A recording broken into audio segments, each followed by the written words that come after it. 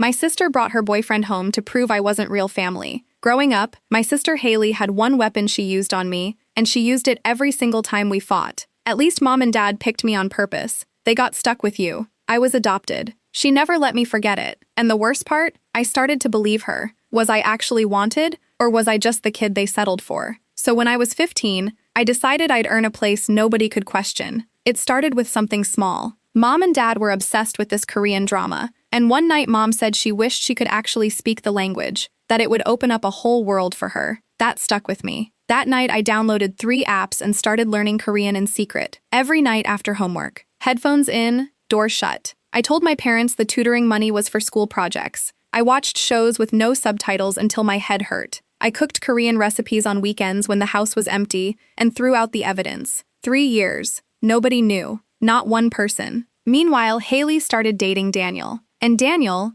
according to Haley, was everything I wasn't. Cultured, worldly, interesting. Some people are just naturally fascinating, she'd say at dinner, staring right at me. Others are basic. And here's what made it worse. My parents ate it up. They'd lean in and ask Daniel about his life, treating him like the sophisticated son they never had. Daniel himself was actually kind to me, but every time we talked, Haley cut it off. Don't bore him with your weird little hobbies. Then came her graduation party, her big moment. She invited Daniel and made him bring his parents, who'd immigrated from Korea when he was young. She wanted every relative we had to see her worldly international boyfriend and his family. Living proof she was the interesting one. Except when Daniel's parents walked in, it fell apart in about 4 minutes. They spoke almost no English. Daniel was sweating, trying to translate 3 conversations at once. My parents were smiling too hard, doing that slow, loud talking people do when there's a language wall. His mom and dad just stood by the snack table, polite, smiling,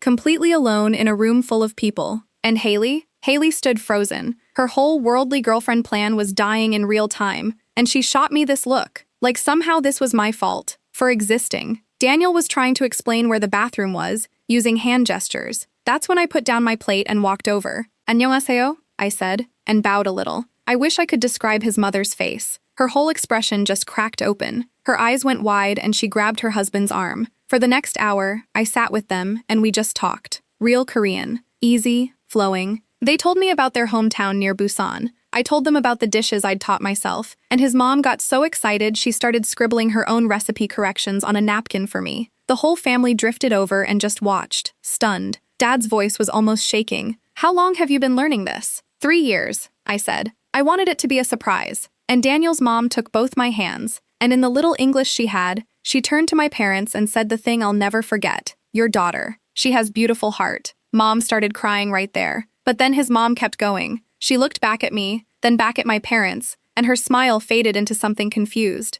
She said something else in Korean, slower this time, and pointed at me, at my face. And I understood every word, and I felt the blood drain out of me. Because she said, "But how does she have our Sujin's eyes?" The napkin was still in my hand, and under her recipe she'd written a name, a birth date, and it was mine. The kitchen went dead quiet. Every voice in that house just stopped at the same time, like somebody hit a switch. I was still holding the napkin, her recipe on top, and underneath it, in that shaky handwriting, a name I'd never heard and a birth date I knew better than my own. March 4th, my birthday. The exact one. Not close, not similar. Mine. Sujin, Daniel's mother said again, softer this time, and she reached up and touched my cheek with 2 fingers, like she was checking if I was real. I want to tell you I said something back. I didn't. I just stood there while the whole party stared, and the only sound in the house was the ice maker dumping cubes into the tray in the freezer. Clunk, clunk, clunk. Then my mom, my real mom, the one who raised me, stepped forward and did this nervous little laugh. "I think there's a misunderstanding," she said. But her voice came out wrong.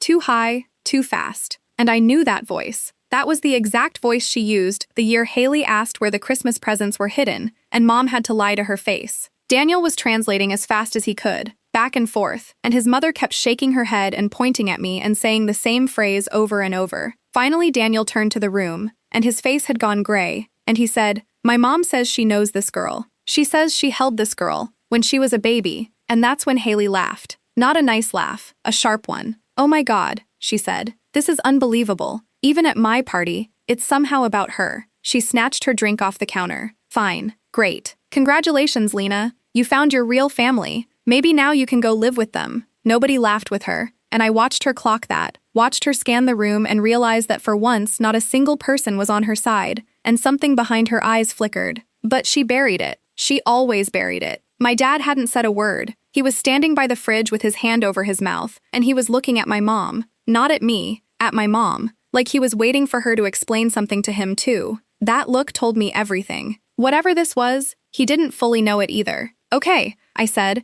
and my voice came out flat and strange, like it belonged to somebody else. "Somebody needs to tell me what's happening, right now." Daniel's mother took my hand again. Through Daniel, slowly, she started to talk. And I'm going to tell it to you the way I finally understood it, because it came out in pieces that night, and it took me weeks to put in order. 20 years ago, before Daniel's family came to America, they lived in a building in Busan, small apartment, 3rd floor, and in the apartment across the hall lived a young woman, barely 20, alone, pregnant, no husband, no family that ever came around. Daniel's mother used to leave food outside her door because the girl never seemed to have any. The girl had a baby, a girl, in the middle of winter, and Daniel's mother was one of the only people who ever came to help. She loved that baby, Daniel translated, and his own voice was cracking now. My mom says she loved her so much, but she was so young, and she had nothing, and she was so scared. One morning, the girl was gone. The apartment was empty, and on Daniel's mother's doormat there was a folded blanket,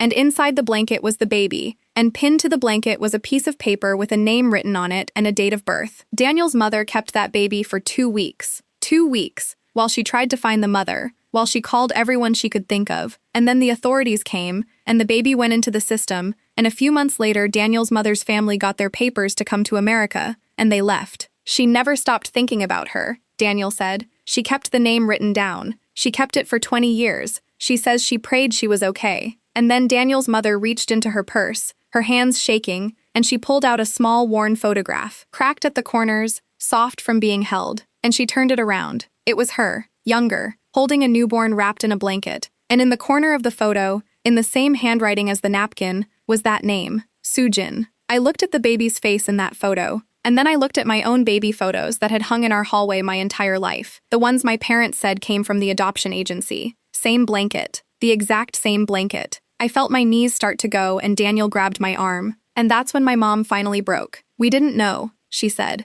and she was crying now, really crying. The ugly kind she never let anyone see. "Lena, I swear to you, we didn't know any of this. The agency told us your mother left you. That's all they said. They gave us a file with 3 pages in it. We didn't know there was a woman across the hall. We didn't know there was a photo. We didn't know your name was ever anything but Lena." "My name," I said. "My name was Soojin." Nobody answered me, because nobody had ever told me. 19 years, and I never knew I'd had a name before this one. Haley was standing by the window now, and I looked over at her. And here's the thing I did not expect. She wasn't smirking. She wasn't rolling her eyes. She had gone completely still, and her arms were wrapped around herself, and she was staring at that photograph like it had reached out and slapped her. Because Haley, of everyone in that room, was the one who had spent her whole life telling me I wasn't chosen, that I was the leftover, the one nobody wanted. And she was standing there, looking at a photo of a 19-year-old girl who was so poor she couldn't feed herself, who loved a baby so much she gave her to the only kind person she knew,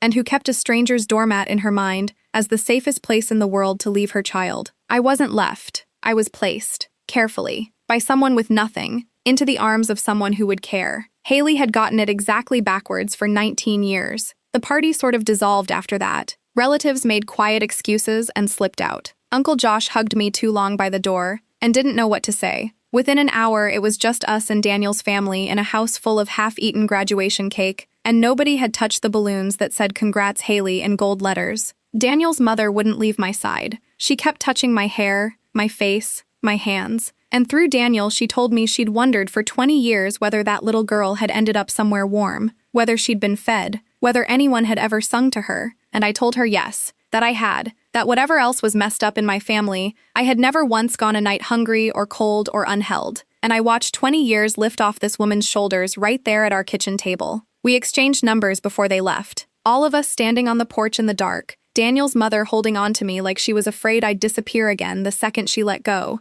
She made me promise to call. I promised, in Korean, and she cried all over again. That night I couldn't sleep. I sat on my bed holding that napkin, the recipe on one side, and the name on the other, and around 2 in the morning there was a soft knock on my door. It was Haley. She'd never once knocked on my door. In 19 years, she'd barge in, she'd bang on it, she'd yell through it, but she'd never knocked quiet like she wasn't sure she was allowed. She stood in the doorway in her pajamas, and she didn't say anything for a long time. Then she said, "I used to think Mom and Dad loved you more, because they chose you, and they got stuck with me by accident." She laughed, but there was no meanness in it, just something tired. "So I made sure you knew you were the accident instead. Every single day. For years. I didn't say anything. I let her stand there. I heard what her mom said tonight," Haley went on. "About the blanket. About the door." Her voice cracked. "You weren't thrown away, Lena. Somebody carried you up 3 flights of stairs in the middle of winter and left you with the one person who'd already been feeding her. That's not throwing somebody away. That's the opposite of that." She looked at the floor. "And I spent our whole childhood telling you the exact opposite, because I was jealous of an orphan. God, listen to how that sounds. For the first time in 19 years, I saw my sister actually see me. I don't know how to fix it," she said. "I don't think you can fix 19 years. But I know your name now, both of them, and I'm not going to pretend I don't." She turned to go, and then she stopped in the doorway and said one more thing, and it's the thing I still think about. "Annyeonghi, jumseo," she said. She'd looked it up. My sister, who'd mocked me for learning Korean, who called it my weird little hobby, had sat in her room after the worst night of both our lives and looked up how to say goodnight in the language of the family who almost raised me. She butchered it. The pronunciation was terrible. It was the kindest thing she'd ever said to me. I called Daniel's mother the next morning, and the morning after that. Within a month, I was going to their house on Sundays, learning the recipes her way instead of the internet's way, hearing the real story of the woman across the hall in more and more detail every time. She had photos I'd never seen. She had a whole first chapter of my life that my 3-page adoption file had erased.